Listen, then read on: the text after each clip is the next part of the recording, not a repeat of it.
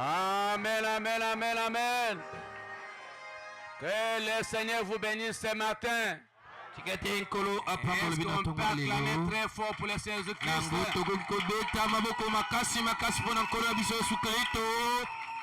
Oh, que son nom soit béni à jamais. Nous bénissons encore son nom de la manière qu'il nous protège. Si vous pouvez parcourir la ville entière, vous verrez que les gens qui étaient avec vous le dimanche passé ne sont plus vivants. Beaucoup ont croisé des accidents. Mais toi et moi, ce Dieu-là nous a protégés. Vraiment que son nom soit béni à jamais. Alors, sans tarder, mettons-nous debout, on prend nos Bibles. Jean 14, verset 14 à 26.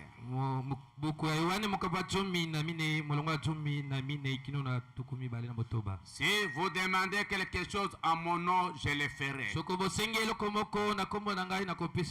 Si vous m'aimez, gardez mes commandements. Et moi je prierai le Père, il vous donnera un autre consolateur, afin qu'il demeure éternellement avec vous. L'esprit de vérité que le monde ne peut recevoir, parce qu'il ne les voit point et ne les connaît point. Mais vous, vous les connaissez, car il demeure avec vous et il sera en vous. Je ne vous laisserai pas orphelin. Je viendrai à vous. Encore un peu de temps et le monde ne me verra plus. Mais vous, vous me verrez. Car je vis et vous vivrez aussi. À ce jour-là, vous connaîtrez que je suis à mon Père et que vous êtes à moi et que je suis en vous. Celui qui a mes commandements et qui les garde, c'est celui qui m'aime. Et celui qui m'aime sera aimé de mon Père. Je l'aimerai et je me ferai connaître à lui. Jude non Iscariote lui dit, Seigneur, d'où vient que tu te feras connaître à nous et non au monde? Jésus lui répondit, si quelqu'un m'aime, il gardera ma parole. Et mon Père l'aimera. Nous viendrons à lui. Et nous ferons notre demeure chez lui. Celui qui ne m'aime pas ne garde point mes paroles. Et la parole que vous entendez n'est pas de moi, mais du Père qui m'a envoyé. Je vous ai dit ces choses pendant que je demeure avec vous. Mais quand le consolateur, l'Esprit Saint, que le Père enverra à mon nom, vous enseignera toutes choses et vous rappellera tout ce que je vous ai dit. Que Dieu bénisse sa parole. Vous pouvez vous asseoir. Pour ceux qui viennent régulièrement à l'église, depuis le mercredi, nous avons commencé avec pourquoi le Saint-Esprit a été donné. Et pour les dimanchistes, on va un peu revoir certaines stations qu'on avait déjà lues.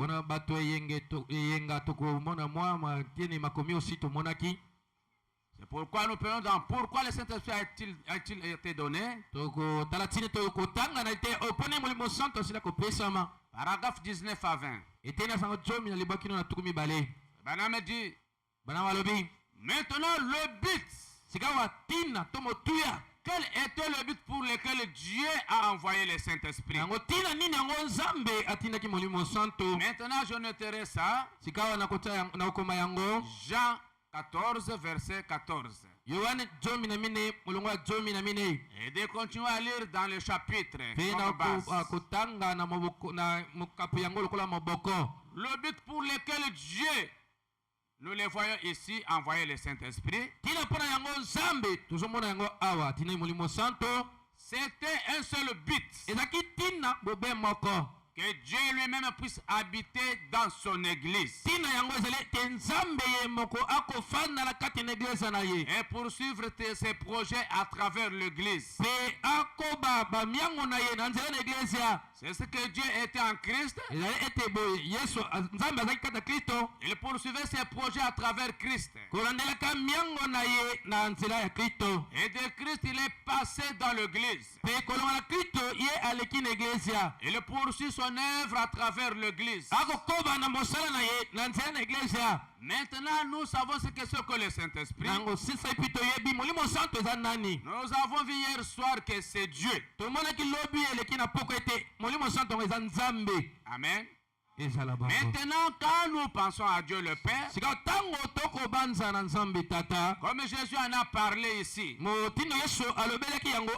son Père, Dieu, le Fils, en Jésus, Dieu le Saint-Esprit, comme nous l'appelons aujourd'hui. Amen. Maintenant, ça ne veut pas dire qu'il y a trois dieux distincts ou trois dieux séparés. Ça veut dire qu'il y a un Dieu en trois fonctions. Disons-le comme ceci. Tout ce que Dieu était, il est là de verser en Christ. Parce qu'il s'est vidé, il l'a versé en Christ. Et Christ était corporellement la plénitude de la divinité. Tout ce que Jéhovah était, il l'a déversé en Christ.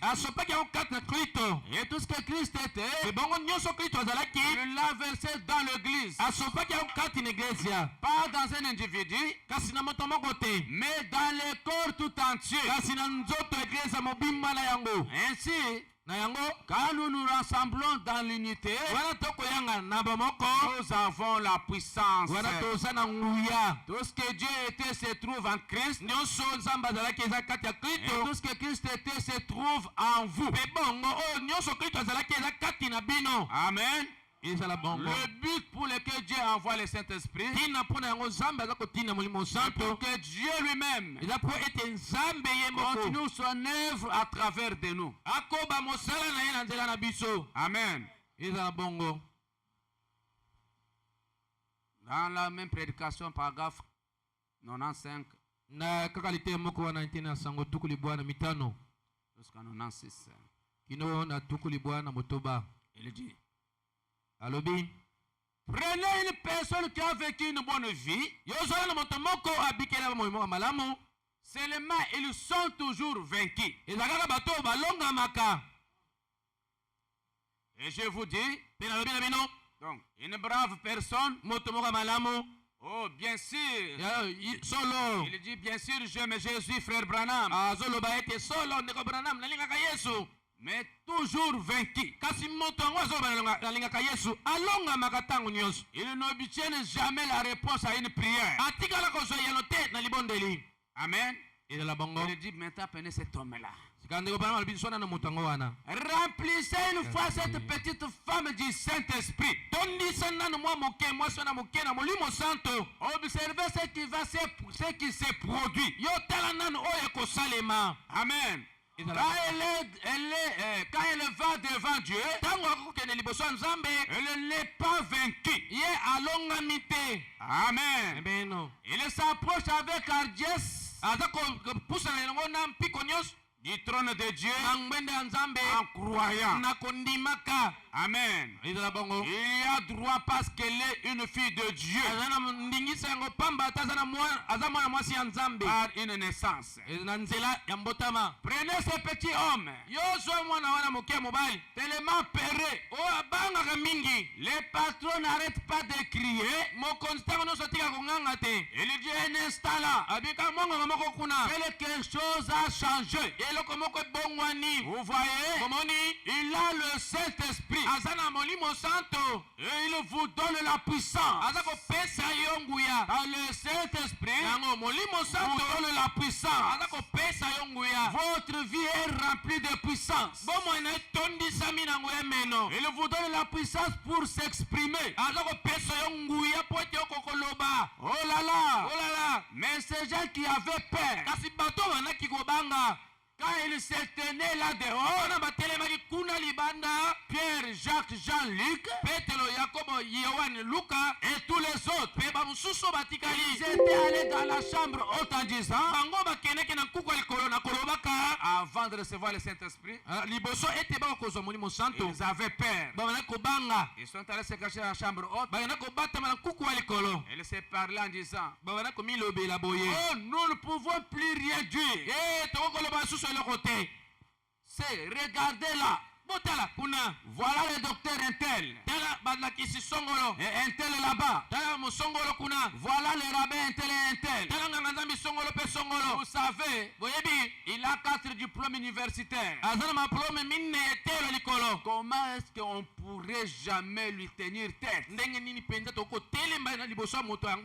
Pierre disait, oh, je me rappelle que j'ai vendu du poisson à cet homme-là un jour. Il parlait, et je ne savais même pas de quoi il parlait. Amen, amen. Il s'exprimait avec des thèmes que je ne pouvais même pas comprendre. Amen, amen. Il a la connaissance de la parole. Celui qu'on espérait, notre docteur, c'était Jésus. Il est parti. Et nous ici, qu'est-ce qu'on peut faire? Amen, amen. Quelle défense qu'on peut avoir devant ces gens-là? Ils avaient peur. Parce que le Saint-Esprit n'était pas encore venu. Oh, je ne pourrai jamais lui tenir tête. Mais qu'est-ce que c'est? Que pouvons-nous faire, frère? Il a dit, attendez. Eh bien, ça fait déjà 4 jours qu'on est ici. Continuez d'attendre, c'est tout. Combien de temps? Jusqu'à ce que. Eh bien, est-ce qu'il a dit que ça serait le 50e jour? Il n'a pas dit combien de temps. Il a dit jusqu'à ce que. Eh bien, ils ont continué à attendre. C'est tout. Combien de temps? Jusqu'à ce que. 8 jours ont passé. Jusqu'à ce que. 9 jours est passé. Jusqu'à ce que. Amen, amen. Finalement, les jours de la Pentecôte, ils étaient tous dans le même lieu. Et même accord. Le vent impétueux est venu. Le Saint-Esprit est entré dans leur cœur. Et il a banni la peur qui était en eux. Amen, amen. Ils sont sortis dehors. Ils ont commencé à parler. Deux femmes ont commencé à chanter. Ont commencé à tituber comme des hommes ivres. Parlant dans des langues inconnues. C'est là que l'Esprit les poussa à s'exprimer. Amen, amen. Les mêmes docteurs que Pierre fuyait, ils ont commencé à parler. Oh, ils sont ivres. Ils ont bu du vin. Vous voyez, c'était des fanatiques. L'air qui peut partir, Il manque quoi faire? Ils sont allés s'enivrer pour oublier leur détresse. Alléluia. Et là, Pierre, qui ne pouvait pas faire face, le Saint-Esprit a mis des paroles dans sa bouche. Il va devant ses docteurs. Il leur dit, vous dites des choses comme si vous ne connaissez pas les Écritures. Retournons dans Joël. Est-ce que le prophète Joël avait promis? Alléluia. Ce que vous voyez, c'est l'accomplissement de Joël. Les docteurs ont fermé la bouche. Parce que quand Dieu parle, l'homme doit fermer sa bouche. Alléluia, origine. Les animaux entrent dans leur trou. Amen, amen. C'est ça le but du Saint-Esprit. Il vient pour vous donner la puissance. Amen. Pourquoi le Saint-Esprit a-t-il été donné par 157 jusqu'à 159? Il dit, vous ne pouvez pas aller en jugement. C'est lui qui écoute mes paroles et qui croit. Nul ne peut croire avant d'avoir le Saint-Esprit. Amen. Vous ne pouvez pas être croyant si vous n'avez pas encore le Saint-Esprit. Nul ne peut croire avant d'avoir le Saint-Esprit. Et qui croit celui qui m'a envoyé? Quand le Saint-Esprit a témoigné de sa résurrection à la vie éternelle, et ne viendra point en jugement. Mais il est passé de la mort à la vie. Quoi? Vous ne serez jamais pris au jugement. Vous ne vous tiendrez jamais au trône blanc pour être jugé. Vous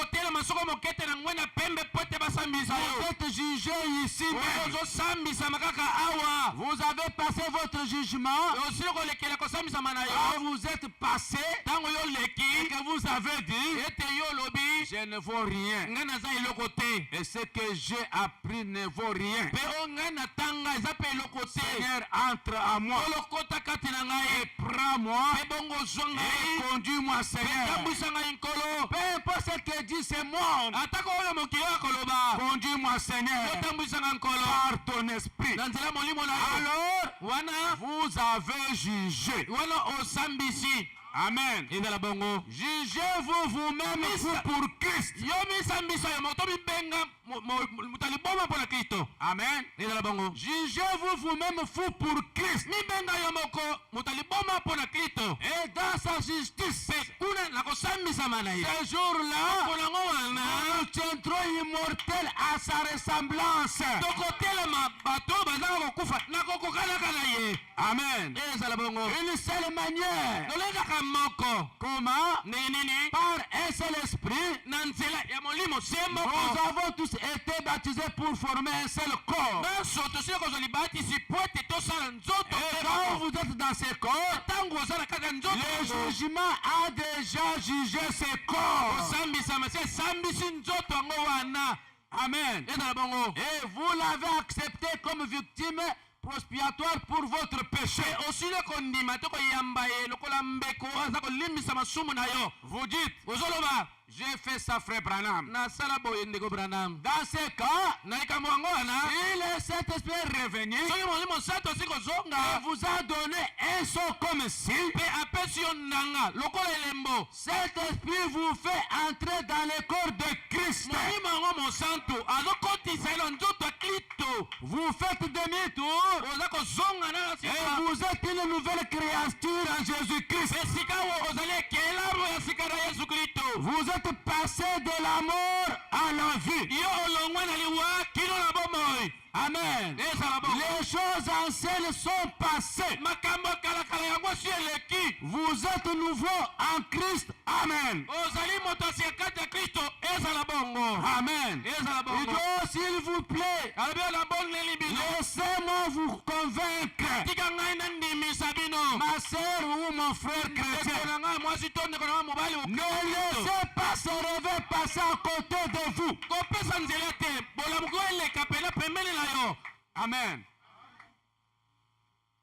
S'il vous plaît, naboneli bino laissez-moi vous convaincre, ma sœur et mon tika ngai frère. nandimisa bino ndeko na ngai mwasi mpe ndeko na ngai mobali. Ne laissez pas ce réveil botika bolamuki oyo te passer à côté de vous. eleka bino pena mopanzi. Vous devez recevoir le Saint-Esprit. botindami mpenza koyema molimo santo. Qu'est-ce que c'est?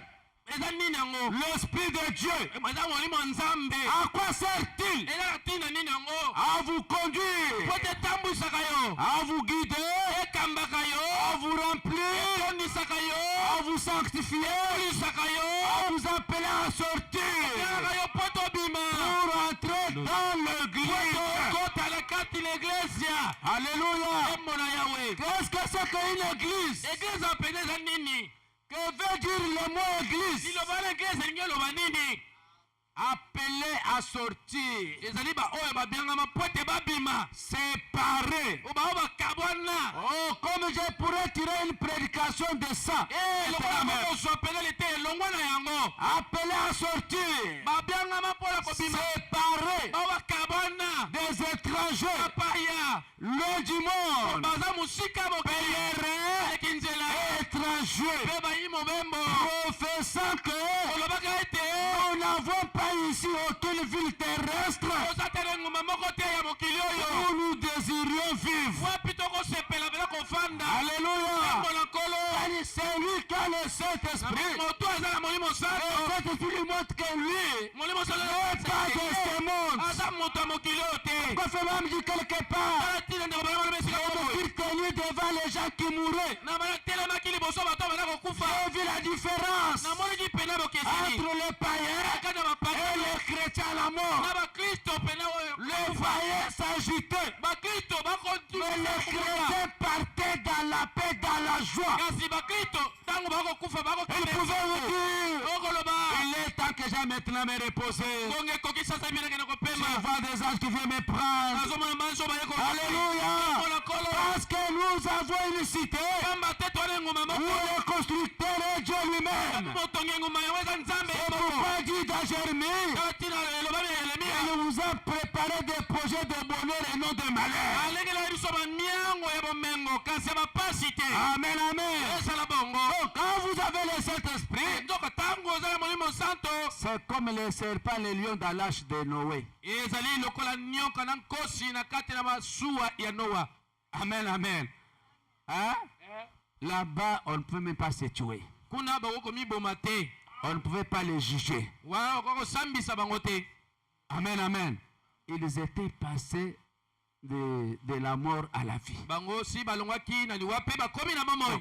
L'arche de Noé na yango était sanduku wana comme le mokolowa Saint-Esprit. ezalaki lokola molimo santo. Amen, amen. ezala bongo Tout celui qui était à l'intérieur de l'arche, moto nyonso azokembaki na kati ya il sanduku ne wana pouvait pas savoir que c'est que la mort. bango koyeba te liwa pene eza nini yango. Amen, amen. ezala bongo Parce que pour eux, wete ils mpona bango étaient déjà jugés esi basambisama et justifiés. mpe bango balongisi Le fait seulement d'entrer dans l'arche. toleka kokotela kati ya masuwa.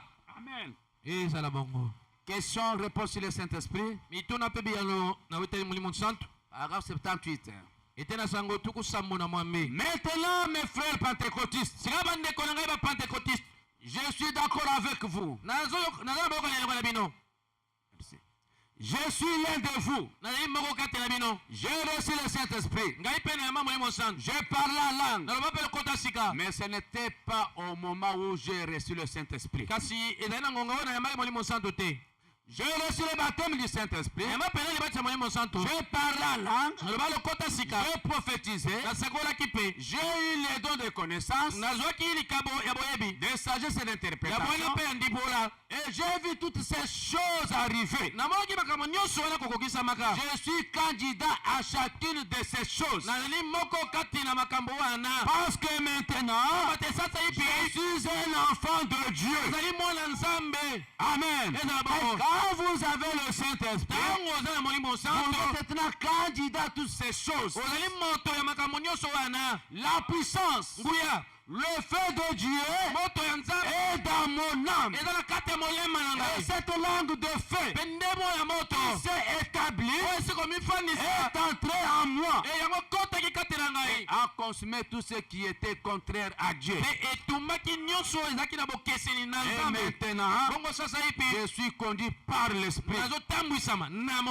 Il peut dire va là-bas, j'irai. Va là-bas, j'irai. Parle ici, je parlerai. Fais ceci, fais cela. Voilà juste comme vous êtes conduit par l'Esprit. C'est Dieu en vous, accomplissant sa volonté. Amen. Peu importe ce que c'est, il accomplit sa volonté. Quand il entre en vous, c'est lui-même Dieu en vous qui commence à vous conduire pour accomplir sa volonté. Il était avec Moïse. Moïse qui était bien, qu'on préparait pour devenir prochain roi de l'Égypte. Mais quand Dieu lui a dit, toi tu n'es pas un Égyptien, tu es un Juif. Voici le peuple que toi tu dois conduire. La Bible dit, il a vu la royauté de l'Égypte comme l'opprobre. Et il a accepté le royaume de Christ. Amen, amen. Il a accepté d'aller du côté des esclaves. Pourquoi? Parce qu'il était conduit par l'Esprit de Dieu. On est conduit par l'Esprit de Dieu. On n'accomplit pas notre volonté, mais on accomplit la volonté de Dieu. Amen. Les actes du Saint-Esprit, prêché le 19 décembre 1954. Paragraphe 30. Eh bien, ce matin, nous étions en train d'étudier le livre des actes. L'église, comment elle a été embrasée avec la gloire de Dieu. Et le Seigneur Jésus était simplement venu comme un témoin sur la terre. Comme quoi il était le Fils de Dieu. Combien les gens ont eu une grande confiance en lui. Et comment il leur avait dit que c'était impossible pour lui. Et comment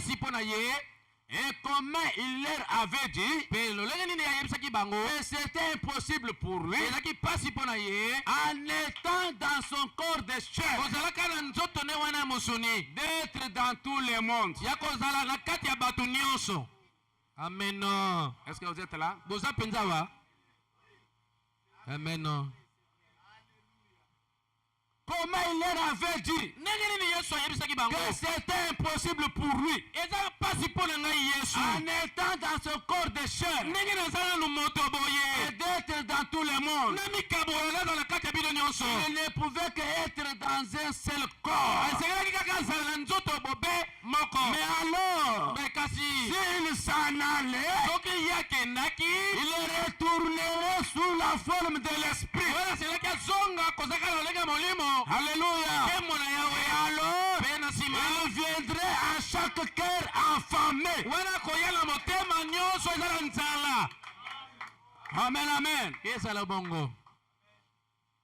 Alors il viendra à chaque cœur affamé de lui. Affamé et assoiffé de lui.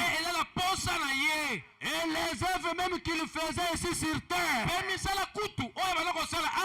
il continuerait à les faire dans son église. église à jusqu'à la fin du monde. inona suka ya mokili. Amen, amen. Amen. Quand il était dans le corps, Tango yazaki na nzoto. quand il marchait encore, Wana wana kotambola na il yo. avait son église. Azaki na église na ye. Un jour, Kola moko. il n'était pas là. Azaki wana te. On a amené un enfant devant son église. Ba memaki mwana moko na liboso ya Il église na avait ye. l'épilepsie. O azaki na malade ndeke. Ils ont essayé de prier. Amekaki Ils ont kobondela. essayé de prier. Amekaki kobondela. Et Branham dit, Kobrama lobi. Satan n'obéit pas vos longues prières. Satana atosaka na mabondela milei milei te. Satan n'obéit pas aux versions ou promesses que vous prononcez. Satana atosaka te na kotangaka bilaka Satan wana. obéit à celui qui est en vous. Satana atosaka na moto aza kati na yo. Alléluia. Emona yawe. Elle vous regarde. Tango atali yo. Elle ne vous considère pas. Azomona yo kutu te. Mais il considère celui qui est en vous. Tala oyo aza kati na yo. Quand il n'y a rien, Tango na kati eloko eza te. Satan ne peut jamais obéir. Satana kokotosa yo kutu te. Amen, amen. Il a regardé les disciples. Satana atali Il bayeli. n'y avait rien. Bazaki na eloko te. Ils n'ont pas le pouvoir de me Akozala chasser. munguya ya kobengana ngai Ils te. ont quel pouvoir? Ozala nguya nini yango? Si ils ont le pouvoir, Soki bazala na nguya. mais brandissez le pouvoir là. Sanga Je bokoli vais yango. partir. Ngai wana Ils okende. n'avaient rien. Bazaki na eloko te. Mais quand la Pentecôte vient, Kasi ntango molimo santo eyaki. alléluia, Moloko. que Pierre reçoit le Saint-Esprit, Petro ayambi molimo santo. il croise les trois-pieds. Akutani na mokakatali. Il lui dit, je n'ai ni or, Abi na na wolo te. ni argent, Ana pongo mais pete. ce que j'ai, Haleluya oyo asala yango. j'ai le pouvoir de l'autorité. Naza na nguya bokonzi. Tu dois m'obéir. Ene pelo otosa ngai. Toi le pied, Yo pe makolo. tu dois être recréé aujourd'hui. Esekele ozonga na esika na lelo. Alléluia. Monako. Parce que celui qui est à moi, c'est le créateur de ce corps. azali mokeli ya nzoto Alléluia. ke monakolo. Les pieds de cet homme Makolo ya moto yango qui wana. était, je ne sais d'où. Nayebi te azalaki ya moka nini. Amen, amen. Ke monakolo. Le Saint-Esprit est allé le prendre. Molimo santo ke kozwa Il yango. a donné à cet homme. Apesi yango na moto Il yango. s'est mis debout. Atelemaki likolo. Il a marché. Mpe atambolaki. Et même Pierre, Kaka petelo moko qui wana. avait manqué Oyo asangaki. à chasser les démons de Miko l'épilepsie, mabe ya malade ndeke. ne pouvait même pas prier pour les gens. Awo kobondela kutu mpe mpo na bato te. Amen, amen.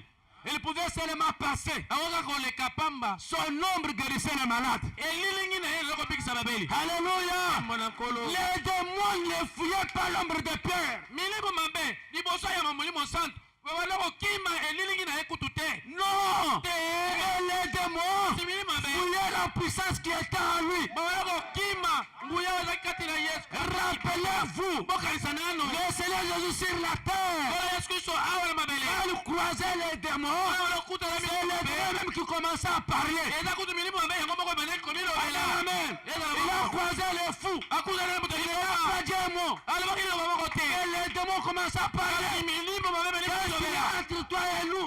likambo nini eza kati Qu'est-ce na que yo nous biso? avons fait? tosali yo nini? Et nous te prions. tosengi yo. Ne nous laisse pas comme ça. tobondeli yo kotika biso boye te Mais ne quelque toyenga. part. tia biso esika moko Parce que nous sommes boye. des esprits. po ete toza milimo. On peut vivre qu'étant dans un corps. biso tobika kaka so toza na kati ya nzoto moko boye. Amen, amen. esalema bongo. Elle les a dit sortez. mpe yesu alobi na Allez dans les pourceaux qui sont là-bas. bakende na bangulu baza kuna. Amen, amen. ezala Et bongo. quand cette puissance est en vous, ntango nguya yango wana eza kati na yo. les démons vont reconnaître ça. milimo mabe koyeba yango. Amen, amen. ezala Vous bongo. ne forcerez pas des choses. okosala makambo na makasi na yo moko te. Hein? Hein? Les démons eux-mêmes milimo mabe yango vont moko reconnaître bakoyeba que vous avez Dieu. ete yo mpenza oza na nzambe. Amen, amen. ezala bongo. Ils vont fléchir devant vous. bakokumama liboso na yo. L'ombre seulement passée. elilingi ya petro pambe Et ezoleka. les gens sautaient et étaient péris. Mpe bato bana kobima mpena bazwi lobiko ya nzoto na bango. Pourquoi cet esprit a été donné 101? mpo na ye molimo santo eza kopesa bankama moko na moko. Tant que Dieu a un peuple, wana nzambe aza nanu na libota. tant que Dieu a un peuple, muta ntango nzambe aza nanu na libota. et que Dieu a une église, mpe nzambe aza na eglesia. Dieu a le Saint-Esprit qui l'accompagne. nzambe aza na molimo santo azotambola na yango. Amen. Et ça la bongo. Tant que Dieu a une église, Utatango nsambe azana église. c'est-à-dire Dieu a encore le Saint-Esprit qui accompagne cette église. Nsambe azana nupenda mulimo santo waza utabwana yango. Voilà pourquoi Dieu a donné le Saint-Esprit. Alatina nsambe asile ko pesa mulimo santo. Il y aura des intellectuels, Iko na bato mayele. il y en a toujours eu. Bazaka tango nyonso. Mais Asi Dieu a une minorité. nsambe azana bato moke. Une minorité quelque part. Kesika moko boye. Dieu a une petite église Nsambe azana tonga ya moke. qui continuera à avancer Oyo kokoba kala kopusa avec kala. le baptême du Saint-Esprit. Ibaka mulimo santo. Alléluia. Pour revendiquer la lumière. Wala kosenga kotesa pole. Et ça sera écrit Pe kozala bango nde. par leur témoignage. Nzela litatoli na bango. Jugeront les morts. Okosambisa mokili. Amen. Est-ce que vous êtes là? Boza penzawa. Vous comprenez l'importance de cet esprit en vous? Boko sosolo pena motuya molimo santo kati na bino. La Bible ne dit-il pas que Jésus a dit, Biblia elobi te ke Yesu aloba. heureux ceux qui ont le cœur pur, Esengo na bato bala mitema peto. ils verront Dieu. Bakomona nzambe. Et ne dit-il pas que Pe Biblia elobi pena les justes, ete bayenge bene. les saints, Basanto. jugeront la terre? Kosambisa mokili. Le membre de l'Assemblée dit Amen. Ndeko bana alobi bato bazongisi ya solo. Bien sûr. Ya solo. Votre témoignage aujourd'hui, Litatoli na yo lelo. oh liste tabernacle, Ele Simon Wambo. votre témoignage aujourd'hui Litatoli na yo lelo. amènera le jugement Yango komema kosambisama. contre cette ville-ci. Liboso ya ngumba oyo. Amen. Ezala bongo. Votre témoignage Litatoli na yo no bomoi na va yo amener le malamu. jugement pour ces quartiers. Ekobenda kosambisama kotelemela kati oyo. Notre témoignage du baptême du Saint-Esprit Litatoli na yo libatisa molimo santo. et de la puissance de Dieu, Pe yango ya nzambe. une vie sainte, Bomoi moko ya busanto. amènera le jugement Ekomema kosambisa. contre la ville. Kotelemela engumba. Amen, amen. Ezala bongo. Et ça l'importance de cet esprit à nous. Yango no motuya molimo santo pala Parce azakatela que biso. nous jugerons ces mondes. Tala simbi belo bete tokosambisa Quand mokili ils vont oyo. venir au Seigneur, Yango bakoya nous o. là, on a raté parce que non, on parlait du Saint-Esprit.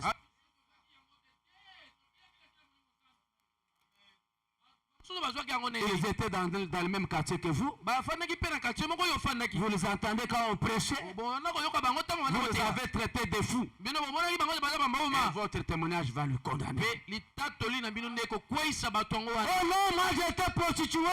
Tenga na Je n'avais personne pour me soutenir. akuzala moto te mpona kosunga Une ngai. autre sœur qui est aussi prostituée va sortir. Ndeko moko mosusu ya Moi aussi j'étais. nga mpe na Mais indumba. quand j'ai écouté la parole, ntango nayoki sango ya j'ai ntango abandonné la prostitution. natikaki Il bondumba. m'a rempli du Saint-Esprit. atotisanga na molimo La santo. prostituée est condamnée. mpe ndumba wana akweyisami. Amen, amen. oyo azangaki moto Votre témoignage litatoli na yo va juger ce monde. ekosambisa mokili oyo. Et ça l'importance du Saint-Esprit en vous. yango wana ntina molimo santo ntango aza Et bien là me dit, ndeko bana balobi n'acceptez pas que ce réveil vous passe à côté. kotika nzela teke bolamuki eleka yo mpenza mopanzi.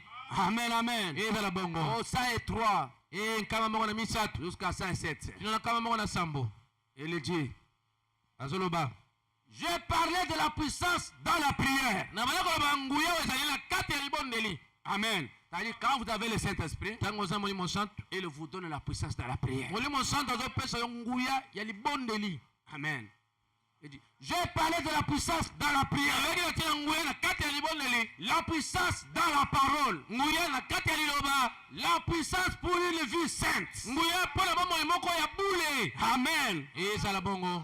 Voilà à quoi sert le Saint-Esprit. tala ntina ya molimo santo. Dans le Saint-Esprit, yango molimo vous santo donne la puissance dans la prière. aza kopesa nguya na kati ya Vous libondeli. donne la puissance dans la parole. aza kopesa nguya na kati ya liloba. Comme Étienne. loko etienne Personne moto moko ne te peut tenir face à Étienne dans les débats. akotelema liboso ya etienne mpe aloba. Amen, amen. ezala bongo. La puissance du Saint-Esprit en lui nguya ya molimo santo kati na ye. a mené à convaincre les gens. ye ememaki ye mpo Avec la parole. elongo na liloba.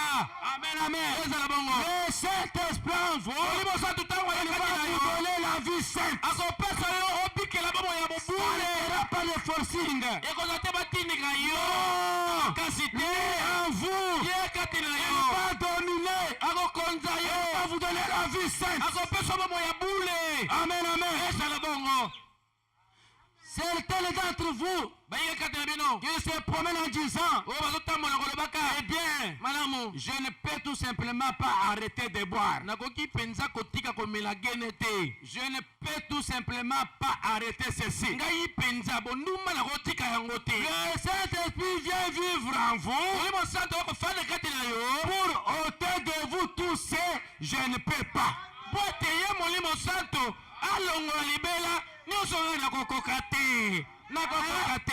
Ah, pasteur, moi là, je n'ai pas la vie de prière. La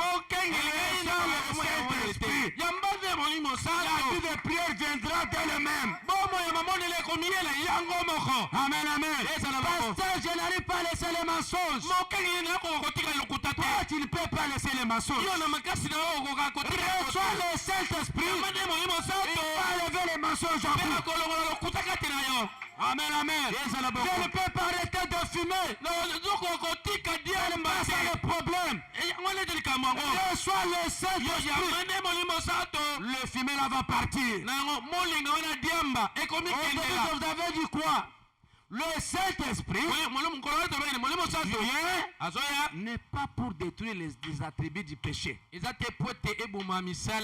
il veut détruire la racine du péché. Quand il détruit la racine,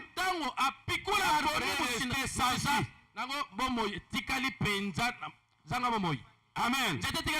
Ça peut rester un an. Ça va finir par cesser et tomber. Pourquoi? Parce que la racine qui ravitaillait est coupée.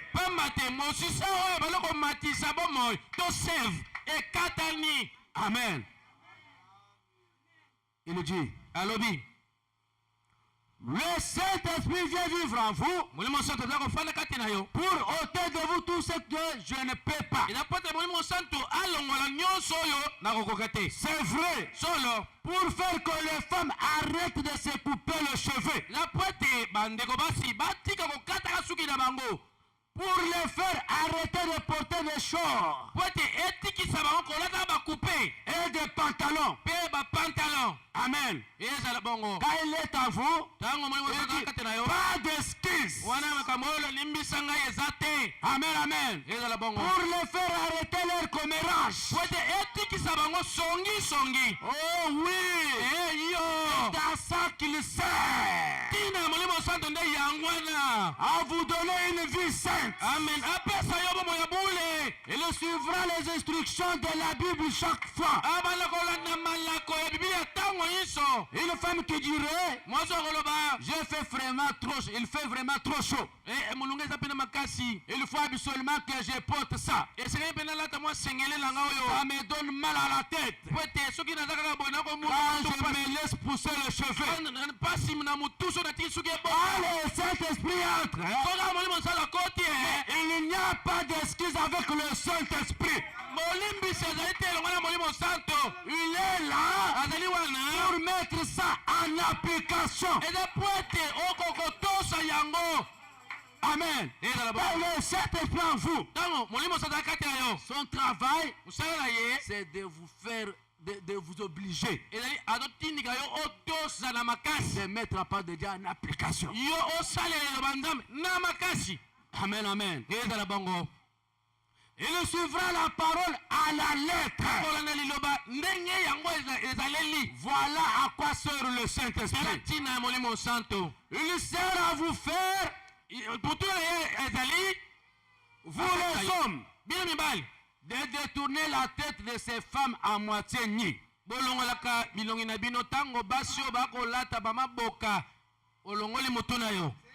Amen.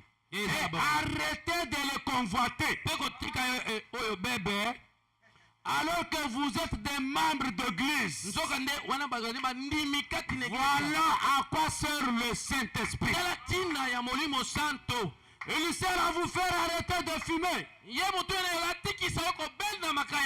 boire, de vouloir être une grosse légume. ça ôtera ça de vous. Ça vous rendra humble. Quand vous ferez ça, voilà à quoi sert le Saint-Esprit. Il sert à produire une vie sainte. Balaam dit c'est ça. Vous faire arrêter vos commérages. Vous faire arrêter de jouer aux cartes. De jouer aux dés. Et toutes ces autres choses que vous faites dans votre coin. Amen. Il vous fera cesser de vous conduire comme vous le faites. D'être fidèle à votre femme. Voilà ce qu'il fera. C'est ça. Il vous fera cesser de vouloir épouser la femme d'un autre. C'est tout à fait juste. Voilà ce qu'il est. Il sert à vous faire vivre une vie sainte. Voilà à quoi sert la puissance du Saint-Esprit. Afin que vous vous affectionnez aux choses d'en haut. Là où Dieu se tient. La pensée de Christ en vous. Vous ne pouvez pas vous empêcher de voir ces choses. Quand vous les regardez, vous détournez la tête. C'est vrai. Il sert à vous les faire faire. Amen. Vous dites, je ne peux pas. Oh, je ne peux pas vraiment pas. C'est sûr. Vous ne pouvez pas. Mais le Saint-Esprit est venu pour ça. Amen. Amen. Paul qui tuait. Paul qui arrêtait. Paul qui ne voulait pas attendre le nom de Jésus. Quand le Saint-Esprit est venu à lui, il a arrêté tout. Amen, amen. Lui-même dit, je suis devenu le prisonnier de Christ. Amen, amen. C'est ça l'importance. Mais le Saint-Esprit est venu pour ça. Voilà ce qu'il a fait. Il est venu pour ôter ça de vous. Toutes ces vieilles habitudes. Et ces choses que vous faites. Ces médisances. De vous séparer en disant, gloire à Dieu. Oh, je suis méthodiste. Je n'aurai rien à faire avec ces exaltés. Le Saint-Esprit est venu pour ôter ça de vous. Amen. Et vous donner un changement. Un changement où même le monde va voir et dire, ah, celui-là a changé. Il va changer ton langage. Amen, amen. Toi, tu avais des langages insolents. Alléluia. Il entre en vous. Vous avez des retenus avant de parler. Amen, amen. Il a dit aux disciples, je viendrai en vous. Mais le monde entier sera vos ennemis. Il vous fera arrêter. Il vous amènera devant les juges. Mais ne vous posez pas de questions. Qu'est-ce que vous allez parler? Parce que ce n'est pas vous qui parlerez. C'est moi en vous qui va parler. Amen, amen. Un jour, frère Branham devant la chair. Une grande assemblée. Les gens pleins. Il est en train de prêcher. Un fou qui entre dans l'église. Il avait les démons. Il a mis tout à tabasser les serviteurs de Dieu. mosala nzambe nyonso. Amen, amen. ezala bongo. Il a croisé les autres, parfois il n'avait pas saisi, il les a tabassés. akutana bato bazalaki na molimo nsantu te basala. Mais ce jour-là, kasi mokolo il est venu devant un prédicateur ya telema liboso qui avait la puissance de Dieu. oyo azalaki na nguya nzambe. Amen, amen. Il est en partie de là. akoti mpe na Il a commencé à l'injurier. abandi kofinga ye. Tu es un imposteur. yo oza motelemeli. Tu t'inventes beaucoup. omikumisaka mingi. Tu es venu ici pour te faire montrer. ena ya opo te natalisa yo. Mais aujourd'hui, ete lelo tu vas voir. tomona Tu vas tomber à mes pieds. lelo ozokwela mokolo na ngai. Le policier voulait le barrer. bapolisi balingi bakanga ye. Balaam dit, banana laissez-lui. botika ye. Ce n'est pas votre affaire. eza likambo na bino te C'est mosala na bino l'affaire de te. Dieu. eza nde mosala nzambe. Amen, amen. Quand il s'avançait, ntango abaya kopusana il dit, tu vas tomber à mes pieds. alobi na ndeko Branham ozokwela makolo Tu na vas nga. voir. ozomona Balaam dit, na Branham alobi je n'ai pas parlé. ngai nalobaki te. J'ai entendu une voix ayokaka mongo moko sortir dans ma bouche. osime na monoko na ngai. Tu verras au pied de qui tu vas tomber. okomona na makolo oyo nde okwela. Amen, amen. Et dès qu'il est arrivé devant Frère Branham, mpe kaka ntango akomaki liboso ya ndeko Branham la puissance de Dieu nguya oyo ya nzambe l'a fait tomber par terre. ekwesi ye makala Le ekelebe. démon de la forêt est parti. molimo ya liboma On a ekei prié pour lui. aboneli mpo na Il ye est devenu un homme normal. akomaki moto pena ya Voilà à quoi sort le Saint-Esprit. ela ntina ya molimo Vous santu donnez la puissance. azopesa yo nguya. Amen, amen. ezala bongo Pour intercaler toutes les actions de Satan. mpo na kokanga misala nyonso ya satana. Amen. C'est pourquoi quand nous savons que nous savons la chose, po ete tala ntina soki toza pena na liyoka yango on n'a pas peur. wana tokobanga te. Amen, amen. ezala bongo. Hein?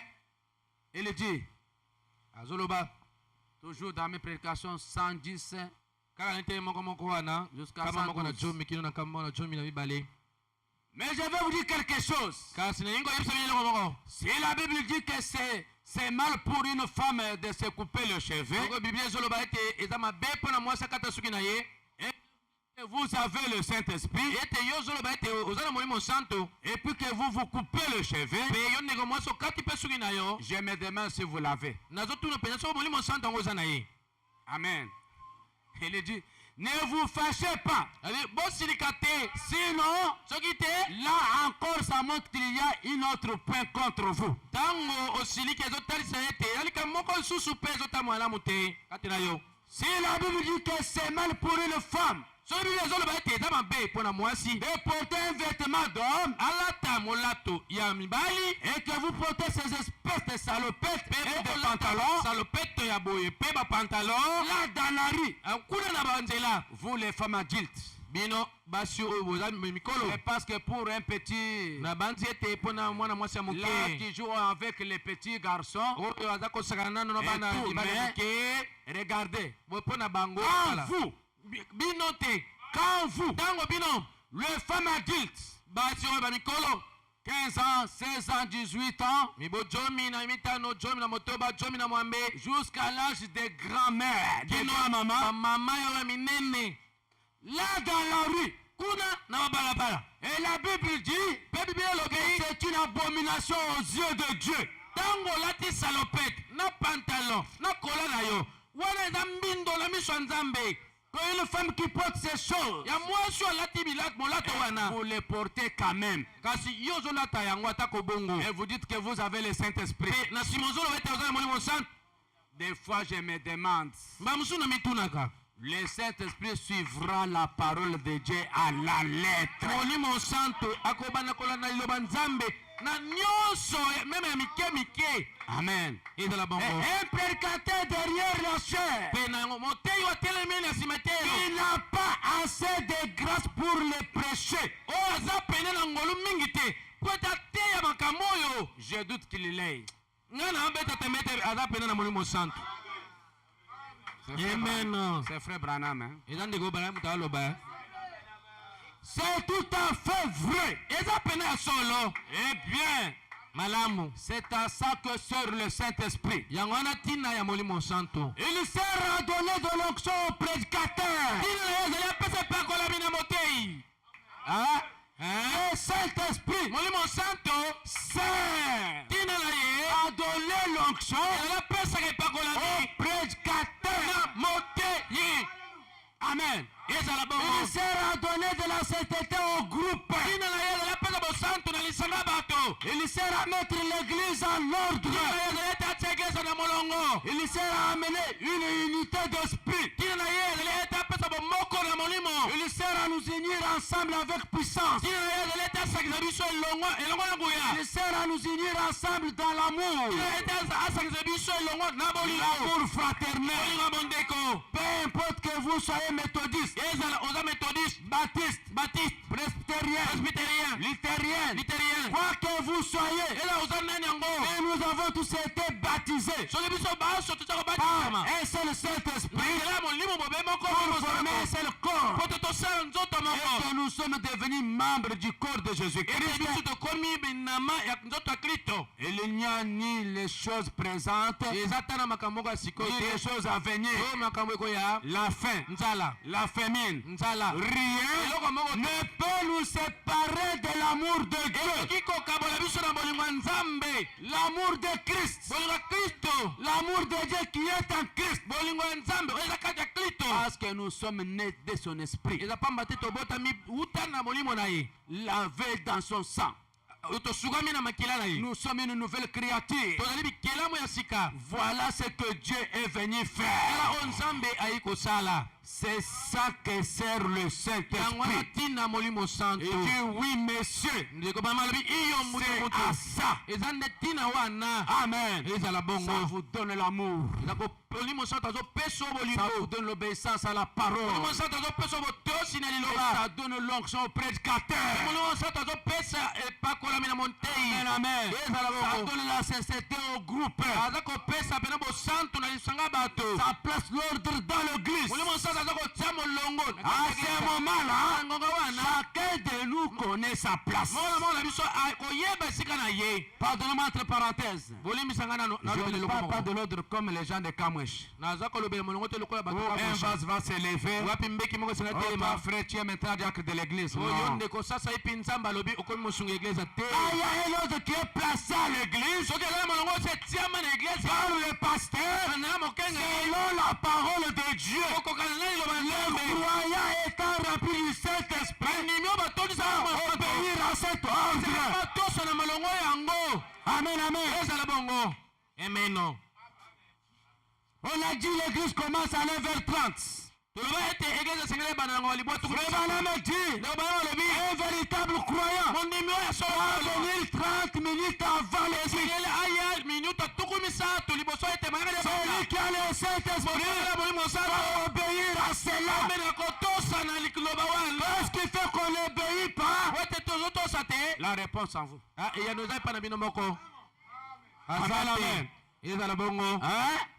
Le Saint-Esprit va nous amener à vivre la part de Dieu à la lettre. Quand il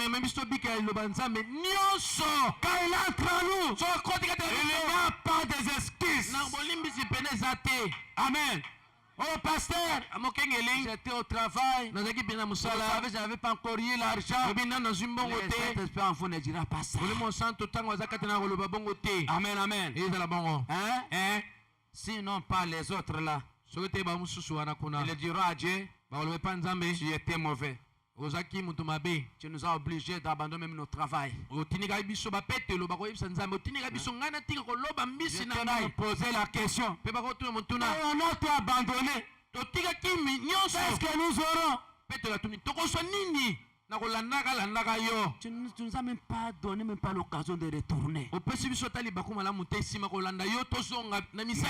Mais elle, tu les as laissés libres. Non. Amen. Hein? Il sera un Dieu injuste. Mais le Saint-Esprit en nous nous amènera à obtempérer la parole de Dieu. C'est à quoi il sert. Amen. Paragraphe 149. Alors, si vous êtes un citoyen du royaume de Dieu, comment est-ce qu'il vous fait agir? Comme Dieu le fait dans son royaume. Écoutez, alors si vous êtes un citoyen du royaume de Dieu,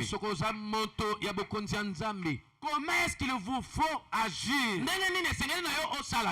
Ou comment est-ce qu'il vous fait agir? Amen. Comme Dieu le fait dans son royaume. Alors, qu'est-ce que Dieu fait dans son royaume? C'est la sainteté, la justice, des pensées pures, un esprit pur, la puissance et l'amour, d'aller vers le perdu,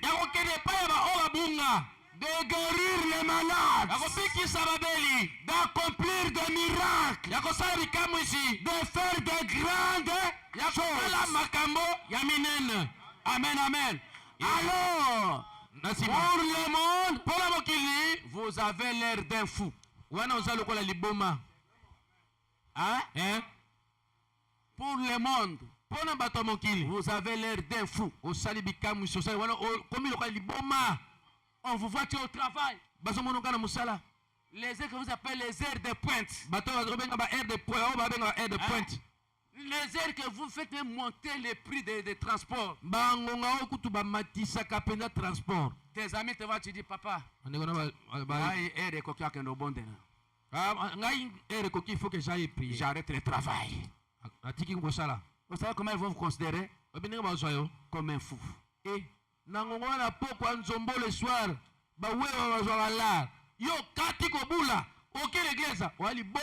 mais pourtant toi, tu agis comme que ton père agit dans son royaume. Amen, amen. C'est ça à quoi sort le Saint-Esprit. Frère, personne devant lui ici, devant l'argent, il ne peut pas résister. À moins le Saint-Esprit. Dans l'argent, il y a une puissance. Amen, amen. Mais quand quelqu'un le Saint-Esprit, la puissance qui est dans l'argent ne peut pas lui dominer. Le Saint-Esprit, lui, va dominer cette puissance. Amen.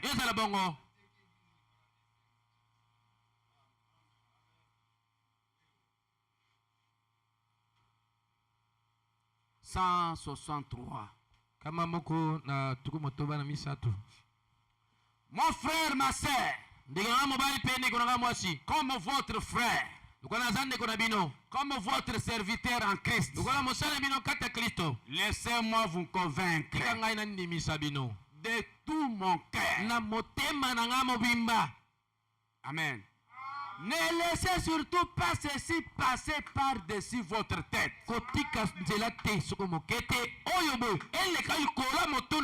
Ou à côté de vous. Ou en dessous de vous. Recevez-le dans votre cœur. Est-ce que vous êtes à l'église? Recevez-le dans votre cœur. Vous serez une personne heureuse sur la terre.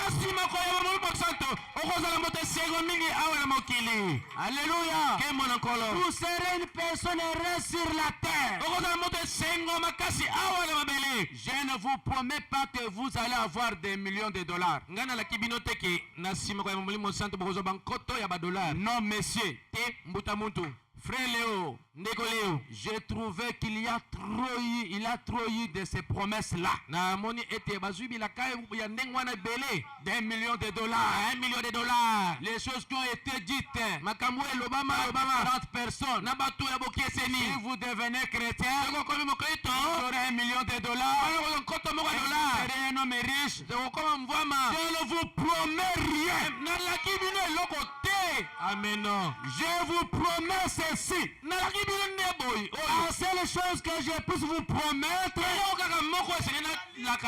sont salis. Amen. Sa grâce est suffisante pour chaque épreuve. Ceux qui étaient à la Pentecôte, ils ne voulaient même pas de ce qu'ils avaient. Amen. Ils abandonnaient leur bateau. Ils ils abandonnaient leurs biens batikaki biloko na bango pour seulement servir Dieu. kaka mpona kosalela nzambe. Ils ne voulaient même pas de ce qu'ils avaient. balingaki kutu oyo bazalaki nango te. Alors, na nsima parler des millionnaires, koloba ntina ya bamillionnaire ils ne voulaient pas de ce qu'ils avaient. balingaki kutu ya oyo bazalaki nango te. Oh, sœur Angie, o ndeko ya mwasi anji je voudrais vous entendre chanter. nalingi na yo oyo oyembaka Vous et sœur Gertie, mpe yo na ndeko mwasi gerti un de ces jours, moko ya mokolo yango wana la semaine du retour à la maison, na poso ya bozongi na ndako un de ces jours, moko na mikolo beaucoup d'entre eux ont déjà traversé la frontière depuis. ele kati na bango si bakati ya suka mondelo Olala. olala Ils n'ont pas demandé de grandes choses. basenga babiloko minene te Ils n'ont pas demandé de l'argent. basenga mpe mbongo te Allons, na yango allons. tokende Pierre a dit, petro alobaki je n'ai ni argent, nana mbongo te ni or, nana wolo te mais ce que j'ai, kasi oyo naza na yango je te le donne. napesi yo yango.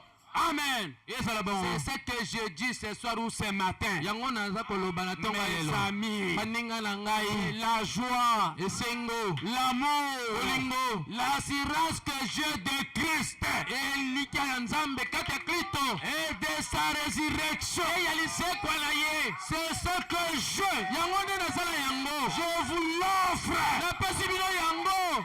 Alléluia. kemo na nkolo C'est ce que j'ai. yango nde naza na yango Je vous l'offre. napesi bino yango. Oh Seigneur Dieu, enkolo nzambe et voulez m'éclater. nalingi napasuka Mais kasi le jour va venir.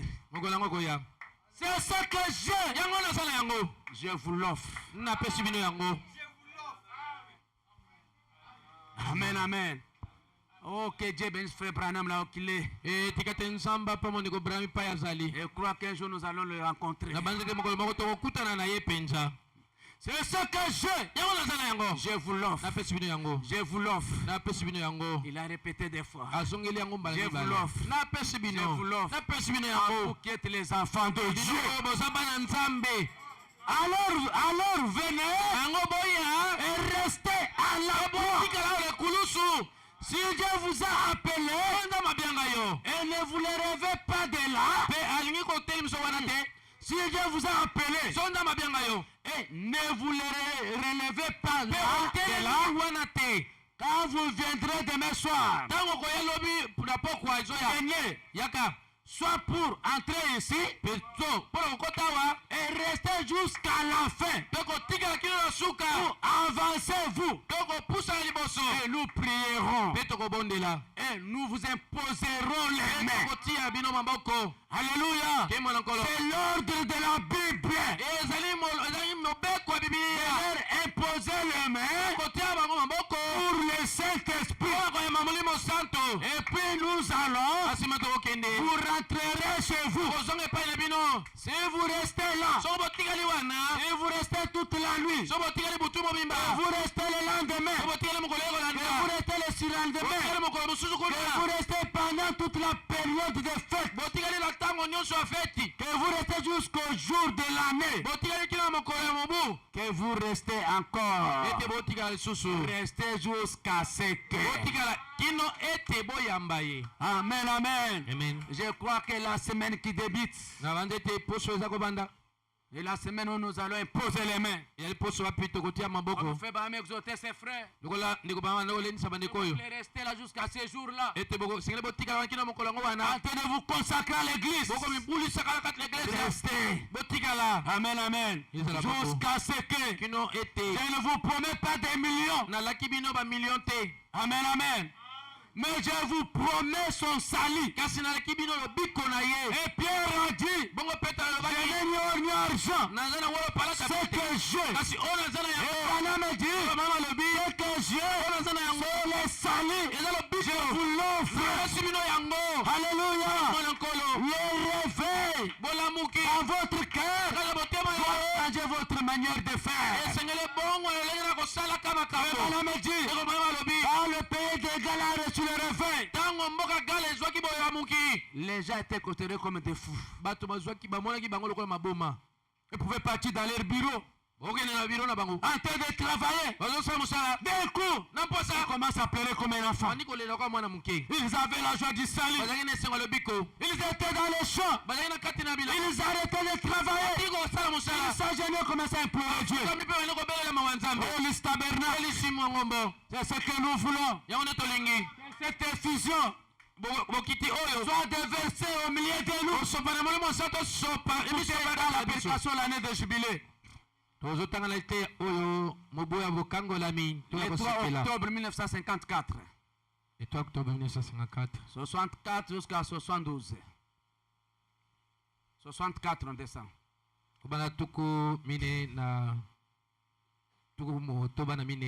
Maintenant, lors de ce grand réveil gallois qui avait commencé,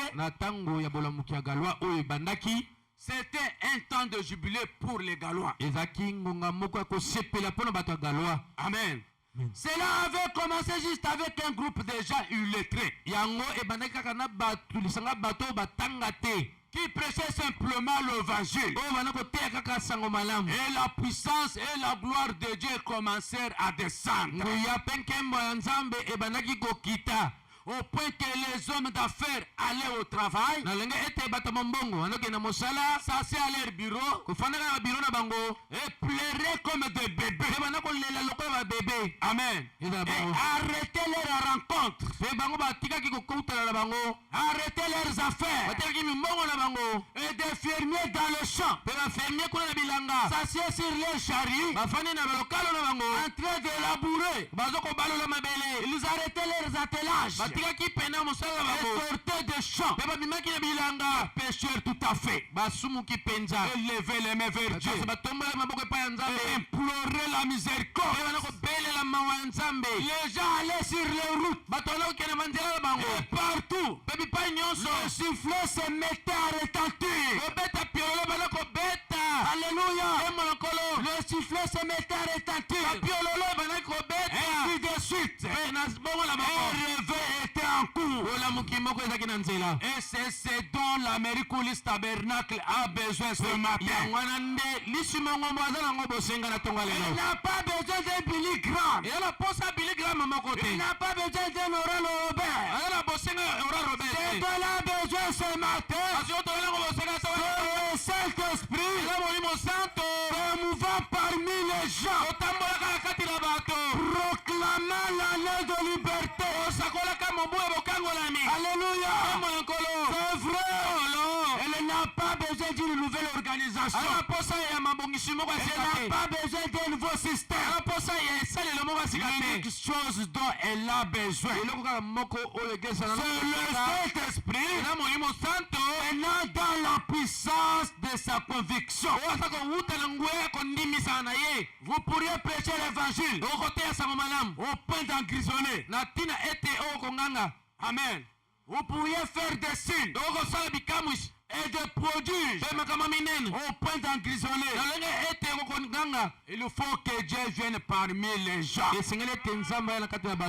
Amen. Et entre en action. Eh bien, lors de ce réveil-là, un ministre était descendu à un endroit où il y avait un caniveau qui traversait la route. Il arrêta son cheval et entra dans ce caniveau et dit: Dieu tout-puissant, cette ville est tout polluée. Il dit: fais que chaque homme, chaque femme, chaque garçon, chaque fille, il passera par ce caniveau. Il prie, en route, dans le caniveau. Je vous dis bien que quand vous avez le Saint-Esprit, vous êtes un ambassadeur du ciel. Votre parole est adoptée au ciel. Surtout, si vous le faites pour l'avancement du royaume. Amen, amen. En route dans un caniveau. Où il y Nanzela pena kata terrasse. avait un petit pont qui traversait. Wapi ezakine gbagwa mongo moke katisaki. Il s'agenouille. Afuka miwana. Seigneur, Kolo. tu es à moi. Oza katina ngai. Cette ville est polluée. Engomba we poli ye baby. Toute la mauvaise vie se trouve dans cette ville. Bomo nyonso ya mbindo za katina ngomba Je we. n'ai pas le temps d'aller les exhorter dans leur maison. Zana ngonga ukene ko lengisa ba wana bandako na ba. Mais je lève mes mains Kala tombo ya bako na ngai. dans ce carniveau. Na kati ya terrasse oyo. Comme qui va passer ici. Oto nyonso ko lekelao. Chaque femme, Mobile to mwasi. chaque garçon, Lenge mobile. chaque jeune fille, Mwasi nyonso. qu'il soit touché par ton esprit. Asima mana nzela molimo na yo. Écoutez, Boka il dit, azoloba. oh, pardonnez-moi. Ok. Olimbisa ngai olimbisa. Il dit, Dieu est tout puissant. Ami nzambe na ngoye Cette nyonso. ville est tout polluée par ici. Engomba nyonso oyo poli ya Faites que baby. chaque homme, chaque femme, chaque garçon, chaque fille, Yo sala ete mobile nyonso mwasi nyonso lenga mwasi pe qui mobile passe par nyonso. ce caniveau, Oyo kolekela terrasse nyonso. sois convaincu par ton esprit. Andimisama na nzela molimo na yo. Il alla prendre un bon et loyal guerrier Akendaki kozwa moto malamu pe oyo aza kotosa mobeko pe et le kotumba. plaça à cet endroit-là pour prier. Atiaki ye na esika wana po ete abondela. Restez là-dedans, nuit et jour. Atikali wana na kati na kanivo. Gênant, Na butu pe priant. kokilaka pe kobondelaka. Et il entra dans la ville Pe akotaki na kati ya ngomba. et sollicitait la permission de demander la bénédiction à la table avant que le dîner fût servi. Ye asengaki ete azwa nzela ya kopambola bilei wana ete bilei epesamaki Dans un restaurant. na kati na restaurant. On lui dit très bien. Bayebisi malamu. Il s'était debout et dit, Atelemaki likolo pe alobaki. Seigneur Dieu, Amen. Kolo nzambe. fais que chaque homme Sala ete mobali nyonso. et chaque femme Pe bongo mwasi qui nyonso. sont assis à cette table Oyo baza kofanda na mesa oyo. soient convaincus. Bandimisama. Amen. Amen. Le bonhomme dit, Ndeko bana balobi. on rencontre Baza kobeta lisolo. et on écrivit dans les journaux. Pe bakomaki na kati ya balokasa kopanzisaka sango. Et les hommes passaient sur ces caniveaux, Ete bato baza kolekela na kati ya terase yango wana. arrêtaient leurs chevaux Ete batelemisaka bapunda na bango. sur la route Na nzela. et se mettaient à pleurer. Oyo balaki kolela. Alléluia. Est-ce que vous êtes là, Alice Tabernacle? Bosali penza wali shima mambo. Se mettaient à pleurer. Batongo batelemi. Et à crier. Pe bani konganga. Les hommes Mibali. et les femmes Pe basi. venaient à table Oyo bauti na mesa. et s'assiedent pour prendre leur repas. Pe bafandi po ete balia Puis bilei. repoussaient cela. Pe kotindika yango mosika. Ils pleuraient, Bana kolela. ils criaient Bana konganga. et se repentaient. Pe bana kobongola mitema na bango. C'est ça le réveil que nous avons besoin. Yango na bolamu ko tozala yango posa. Où nous aurons des hommes, Wapi tozala mibali. des femmes, Pe basi. des ambassadeurs de Dieu. Batinda mikoutela nzambe. Alléluia. Kama nkolo. Comme dit tant de baptistes. Lokola ntango ya Baptiste. Frère Branham dit, Oyo mama lobi. ces femmes-là, ces vieils hommes-là, Basi wana mpe mibali n'avaient wana. pas le temps d'aller prêcher. Bazali nango okende koteya te. Mais ils pouvaient voir des garçons Kasi okomona bilenge qui mibali. avaient une mauvaise vie dans le quartier. Oyo na kopika yango ya mabe na Ils quartier. prenaient toute la nuit dans la prière. Bazwaki mbutu mobimba kati ya babondeli. Seigneur, Kolo. les garçons qui coulent dans le quartier, Elenge mobali baza kuluna na kati ya quartier. on ne veut pas les voir encore pratiquer les Olingi coulons. komona Yesu te asalaki Il kuluna. faut que le dimanche, Soki te mokolo ya on ngala. les voit avec la Bible, Omona na Biblia na ye. on les prier. Po takende kosambela. Prier toute la nuit. Bana kobondela butu mobimba. C'était des ambassadeurs de Dieu. Lokola bazalaki batinda mikouta nzambe. Et Dieu sait leur prière. Kama baloko ya lololo na bango. Pe na tongo. Vous pouvez voir les garçons Bakokomona bilenge mibali. avec la Bible pressée. Na Biblia pe. Alléluia, ensemble. Aujourd'hui c'est pas Et pour le présent, Aujourd'hui vraiment. qu'il y ait l'église. Il faut que j'aille à l'église. C'est ça le réveil que nous avons besoin. Yango na bola mokoto la ngo bosenga. Le réveil, Bola mugi. il va vous donner la soif. Oyo kopesa posa. Et le fait, Benzala. allez chercher le perdu. Yokelo koluka mileme bunga. Alléluia. Mona yawe. Même si tu n'as pas la capacité de prêcher, Yesu nozana makole koteya te. ta prière Libondeli na yo. changer un péché. Eloko bongo na musumuki. Alléluia. Mona kolo. Ta prière seulement Libondeli no peut kaka. lui changer. Eloko bongo la ye. Amen. Ke mona kolo. C'est le jour du réveil Eza lolenge oyo bolamuki. que Frère Branham dit, c'est le genre de réveil. Nous avons besoin ce soir ou ce matin. Là où Dieu se manifeste au milieu des gens. Amen. Nous pouvons commencer une réunion, accomplir des signes, des prodiges. Et je le remarque ici. Je vais ailleurs. Parfois dans la réunion, les aveugles voient, les sourds entendent, les gens s'approchent et regardent et disent, c'est merveilleux. Une fois le réveil terminé, vous n'entendez plus parler d'eux. Ils étaient venus pour la guérison, mais ils sont partis. Mais si on peut guérir leur âme, amen, ils ne partiront pas. Amen. Il faut carrément marche arrière. Eh bien oui, je crois cela. C'est dont elle a besoin ce matin. Ce n'est pas un nouveau prédicateur. C'est dont elle a besoin. C'est le Saint-Esprit qui se manifeste au milieu des gens. Le réveiller, le rendre affamé et assoiffé de la justice. Erreurs sont-ils lorsqu'ils ont fait et sortent de la justice, car ils seront rassasiés. Quel que soit l'endroit, quel que soit l'endroit, il faut le Saint-Esprit pour le faire. Nous avons besoin du Saint-Esprit. Amen, amen. Nous avons besoin du Saint-Esprit. Pardonnez-moi.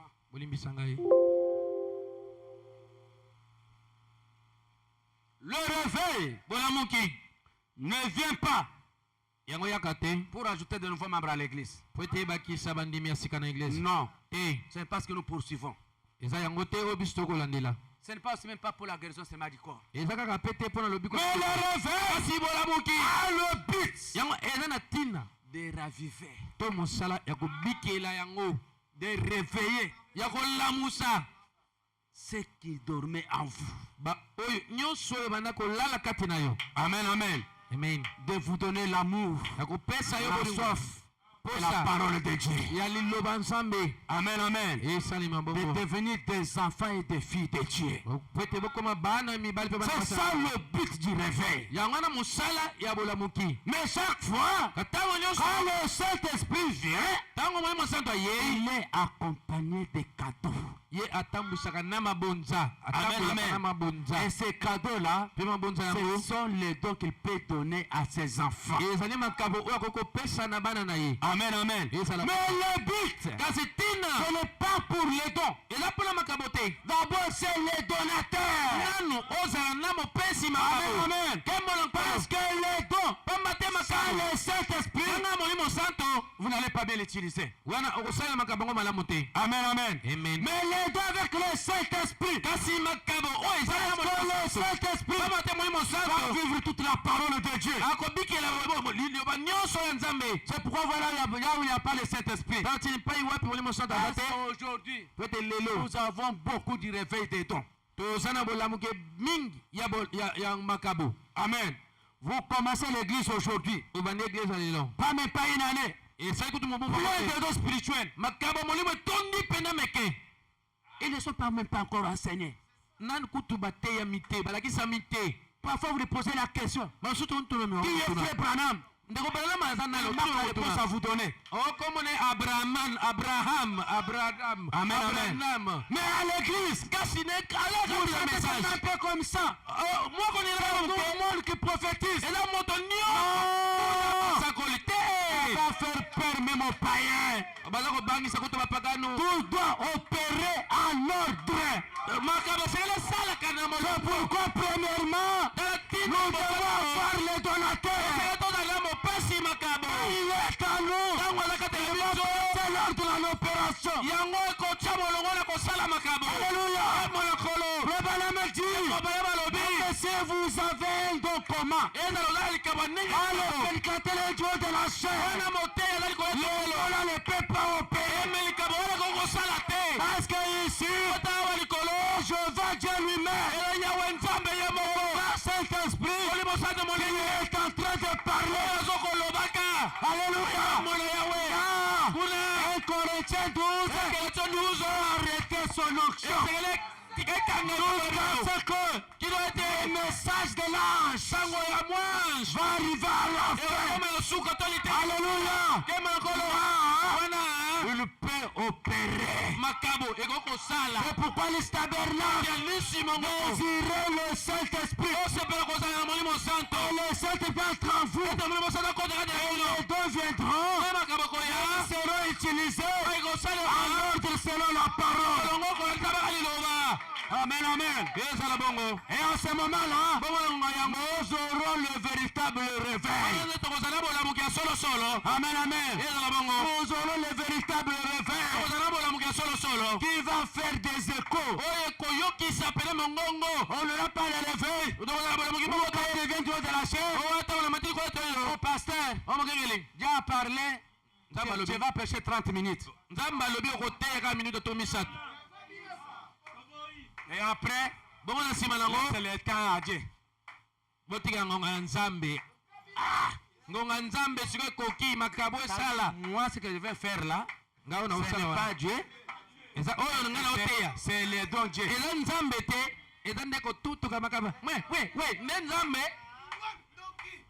Hein? Non.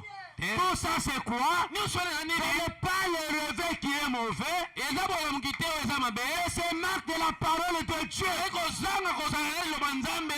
Amen, amen. Là où il y a la parole de Dieu, on va recadrer toutes choses. On va mettre toutes choses en ordre. Et vous allez voir comment Dieu est bon. Vous allez voir comment Dieu agit. Il n'y aura pas de message tel que pour ton cas. Allez lire dans Hébreu 13. Hébreu 13, c'est moi qui vais lire. Les dons vont révéler les choses qui sont cachées. Mon frère, ta maladie là, c'est venu parce que dans ta vie, tu as fait ça. Tu as fait ça. Répands-toi, Dieu va te guérir. Amen, amen. Amen. C'est ce que nous cherchons. Et tout ça, ça doit venir. D'abord, les gens ont les Saint-Esprit. Frère Balan va plus loin. Si tu dis ainsi dit le Seigneur, et que ce n'est pas Dieu, tu as déjà blasphémé.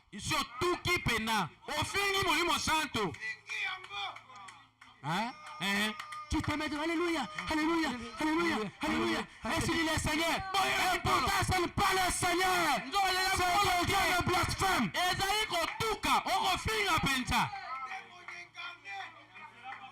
Et quand quelqu'un a le Saint-Esprit, avant même de te donner le message, il doit avoir le temps de prier Dieu lui-même. Seigneur, rassure-moi. Est-ce que c'est toi? Amen, amen. Et si c'est Dieu, va vous confirmer que c'est lui. Amen, amen. Et là, vous pouvez vous laisser faire. Amen, amen. Et quand ça va sortir, il y a des messages corrects. Amen. J'ai lu quelque part, Fébana me dit, tu ne peux pas venir devant ton père. Tu veux lui demander quelque chose. Tu n'as pas encore parlé. Tu peux déjà pleurer. Il va même te chasser. C'est ce que beaucoup font. Ils ont les dons. Mais dès qu'un petit va seulement lui frapper, vous restez là. Un petit message, mais ça vous prend 30 minutes.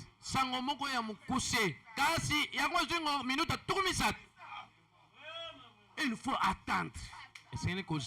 L'onction là vient. Tu maîtrises. Tu maîtrises. Jusqu'à ce que la voix commence à te parler. Là, tu as le message à transmettre. Hein? Hein? Ce n'est pas vous les femmes seulement frappent parler. C'est tout le monde qui l'a agité. Là-bas message. Là-bas message. Là-bas message. Frère. Non. Non. Frère Banam dit, quand il y a un parler en langue, écoutez-moi bien là. C'est moi qui parle la langue par exemple. Quand je commence l'onction, je commence Alléluia. Alléluia. Alléluia. Je commence à parler en agitant la main. Vous vérifiez l'air que le langue là va faire. Le minute. Si je fais 3 minutes, j'ai fini. C'est lui pour interpréter les langues. Parce que le même esprit qui était en moi, il doit s'élever avec le même onction. Le même geste. Et son interprétation doit prendre les mêmes minutes.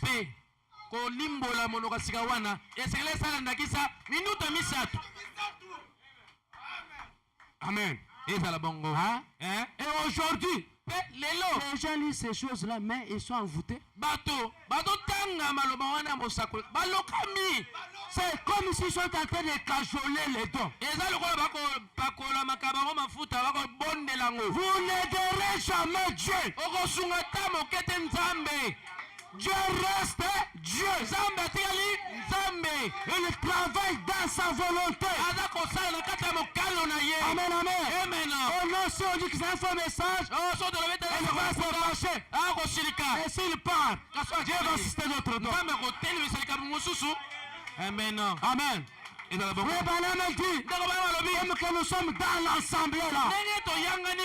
Je me mets ici. Je dis ici, dit le Seigneur. Demain à 15h, il y aura la pluie. Nous observons. Si demain il n'y a pas la pluie, le pasteur va m'appeler. Il me place là.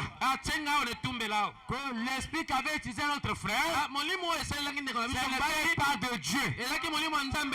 Ce n'est pas qu'il n'a pas un don. Il a un don. Mais il est sans portée. On impose les mains, on chasse ce mauvais esprit là, mais on garde les dons.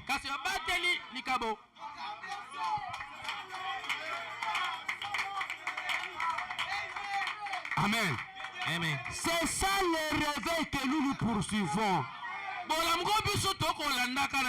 pas dans le vent que vous entendez partout là. Non, on est dans l'ordre passé par le prophète. Parce que Branham dit, dans chaque église locale, il doit avoir les 9 dons spirituels. Ne pas aussi avoir, si vous n'avez pas aussi ça, vous boycottez la parole. Amen. Nous devons les avoir. Oh non, nous ne pouvons pas les réveiller. Ça trouble les gens. Non, ça ne trouble pas les gens. Ça vous trouble vous qui n'avez pas la parole. Amen, amen. Nous marchons avec tout. La parole, la puissance. Amen, amen. Paul dit, je ne suis pas venu chez vous avec seulement des écritures. Je prêchais et j'ai démontré la puissance. Amen, dit, la mécanique seule ne suffit pas. Amen, amen. La mécanique seule ne suffit pas. Il faut la mécanique et la dynamique. Alléluia. Quand ça tourne, on donne du feu. Oh Seigneur Jésus, c'est ça le réveil. Les gens sont en train de poursuivre. Amen. Pas de mouvement, non. Non. Nous cherchons un authentique réveil. Amen, amen. Où les hommes et les femmes sont remplis du Saint-Esprit. Avec les dons, ils respectent Dieu. Ils respectent la parole de Dieu. Amen, amen. Et ils sont obéissants. Amen. Vous partez un don qui commence à conduire les pasteurs. Hein? Ah! Pasteur, pendant un mois, ne salue personne. Ah. Maintenant, c'est pour quel motif?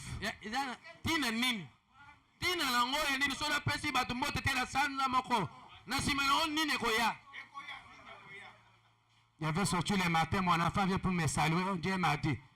À moins que j'ai parfois un événement spirituel. Dieu me dit par exemple, aujourd'hui là, ne touche pas la main de quelqu'un. Parce que je vois, il y a un infiltré qui va venir pour laisser un mauvais sort. Tu vas pour les gens. Un jour ça va. Je vais me consacrer. Après l'œuvre, c'est tout.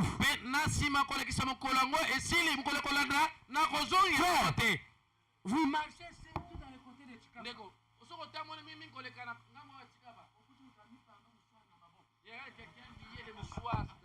Pendant 3 mois,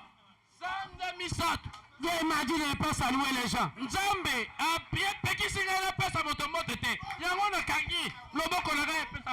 Pour quel motif, mon frère? Hein? D'ailleurs, pour la guérison. La guérison, Dieu nous a déjà guéri. Est-ce que pour que je puisse pour la guérison, il faut que j'ai gêné? Regardez que Satan nous haït. Et Satan quand vous négligez la parole, Satan va commencer à vous utiliser. Amen. Amen. Hein? Il vous donne des messages. Même celui qu'on a donné a dit, ça c'est vrai, c'est Dieu qui a parlé. Faites attention. Suivez notamment. Vous entendez quelque part un poison. Hein? Vous voyez? Regardez, pardonnez-moi un peu de stéréo de quelqu'un. Mon neveu Simon est parti là-bas. Il est bloqué dans la prison. Il est bloqué dans la prison. Si quand vous arrivez, hein, leur message, Dieu a dit pour que tu sois béni, reste ici. Bon, dis-moi, tel que moi je suis pasteur, je viens vous visiter, on me donne le message de rester chez vous pour que je sois béni.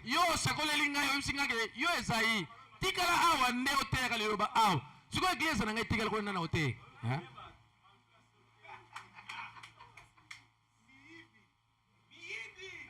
On peut vous donner tout, mais vérifiez bien. Je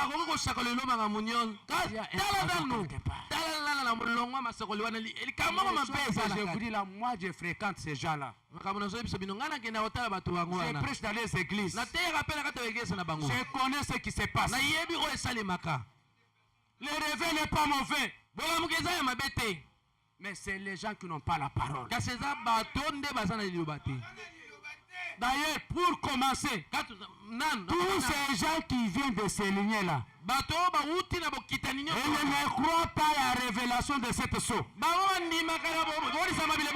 pourtant, Fébala me dit, le véritable réveil dans les 7 et les 7 tonnerres, après la foi,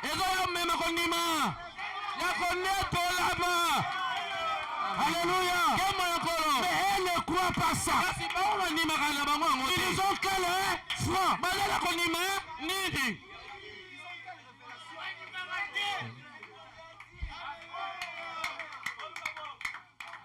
On ne vous trompe pas.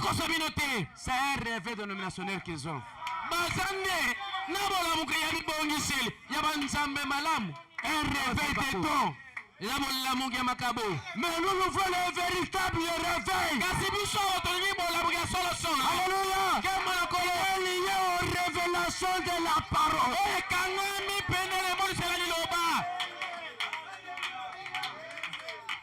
Amen, amen. C'est ça le réveil que nous avons besoin. Pas un réveil. Hein? Vous voyez? Et puis ils sont allés plus loin, ces gens-là. Ils disent que leur vase là même des femmes là applique le 1730.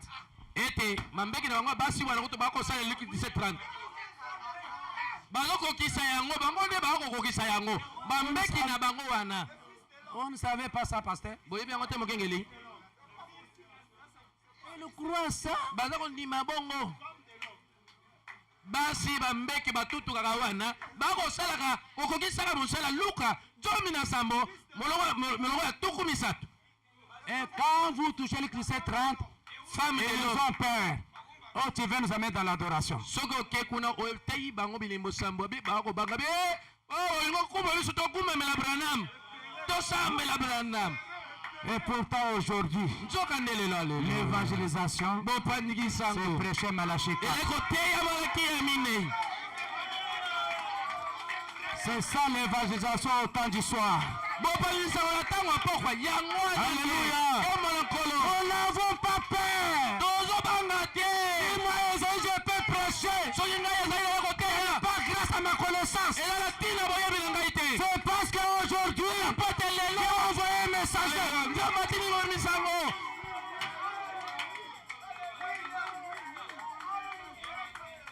Merci. Wow.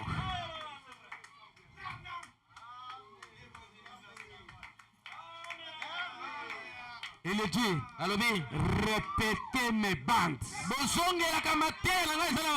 que c'est moi qui suis responsable. Et l'homme qui nous dit il est responsable. Il dit, un vrai témoin. C'est celui qui a vécu la chose. Amen, amen. Josué ne peut pas parler de Canaan. Il n'avait pas visité Canaan. Alléluia. L'homme qui nous dit qu'il sera responsable. Un témoin véritable. Amen, amen. Un jour, il dit ce n'est pas une vision. Par un songe, est emporté dans tous les 5 sens. Alléluia. Avec tous mes 5 sens, je me suis retrouvé au-delà du rideau. Alléluia. J'ai croisé les saints qui m'embrassaient. Précieux frère, précieux frère, précieux frère, précieux frère, précieux frère, si tu n'étais pas venu avec ton message, si tu n'étais pas venu avec ton message, nous là, on ne serait pas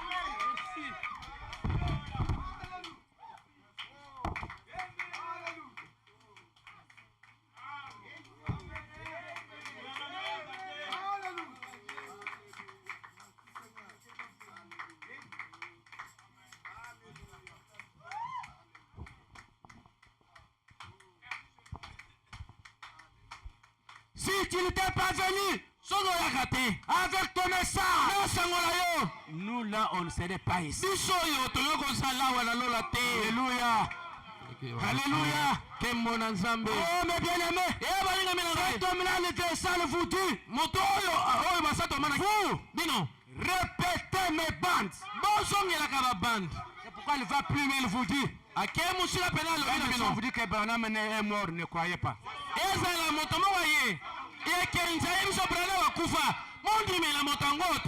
Parce que ce matin, c'est Branham qui nous parle. À travers la bande.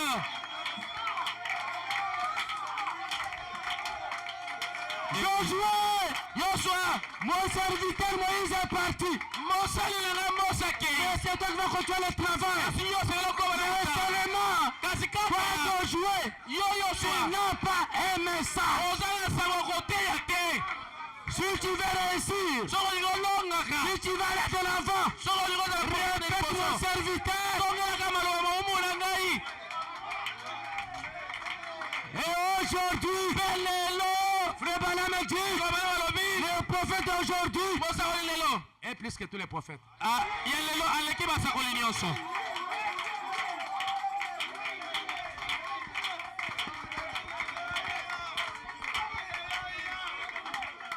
Il est plus que Moïse. Amen. Moïse nous a parlé du commencement. Il nous a jamais parlé de l'éternité.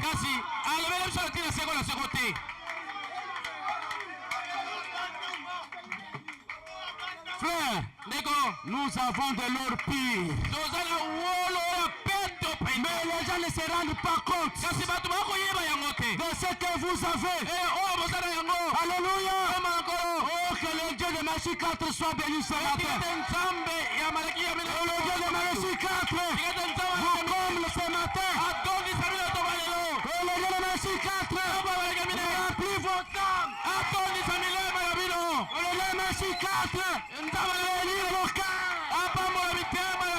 Bénit vos travaux. Bénit vos activités. Soyez heureux. Soyez dans la joie. Soyez dans le jubilé. Dieu nous a délivrés. Dieu nous a visités. Et son nom soit béni ensemble. Que Dieu vous bénisse. Que Dieu vous bénisse. Que Dieu vous bénisse. Que le Seigneur vous bénisse. Oh, qu'il soit béni. Je ne me sens même pas arrêté.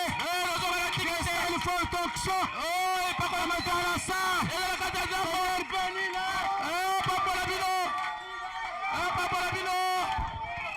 Manifeste, Seigneur.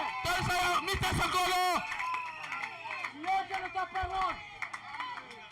Nous parlons de toi. Tu es obligé de bénir ce peuple qui est dans la joie. Change-leur, Seigneur.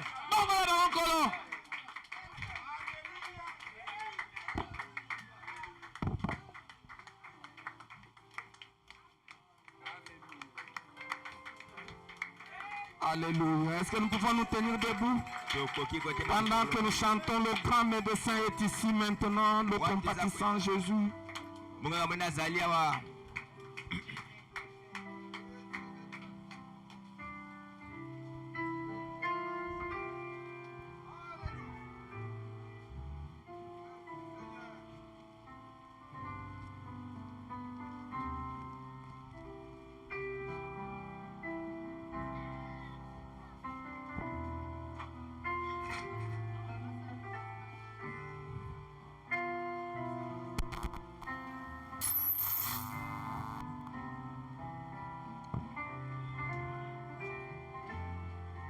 Alléluia. Alléluia.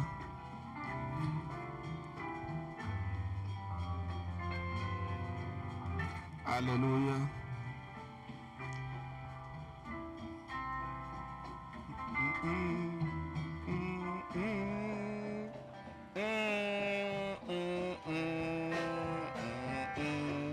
Ensemble, chantons. Le grand dessein est ici maintenant. Le compatissant Jésus réconforte le cœur brisé. Écoute la voix de Jésus.